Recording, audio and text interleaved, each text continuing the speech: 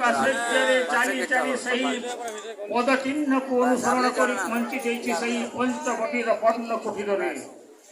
ଯେଉଁ ପର୍ଣ୍ଣ କୁଟୀରରେ ପ୍ରଭୁ ରାମଚନ୍ଦ୍ର ଲକ୍ଷ୍ମଣ ଏବଂ ସୀତା ଅବସ୍ଥାନ କରିଛନ୍ତି।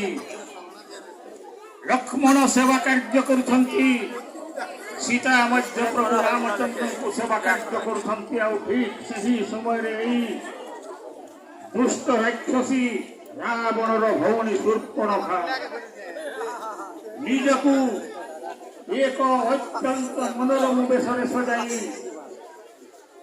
ସେହି ପଞ୍ଚବଟୀର ପର୍ଣ୍ଣ କୁଟୀରରେ ପ୍ରବେଶ କରିଛି। ମନ ମଧ୍ୟରେ ତାର ଏକମାତ୍ର ଆଶା, ସତରେ କଣ ଏଇ ପୁରୁଷକୁ ସେ ପାଇପାରିବ? ତାର ସେଇ ଯୌବନ ଉନ୍ମାଦ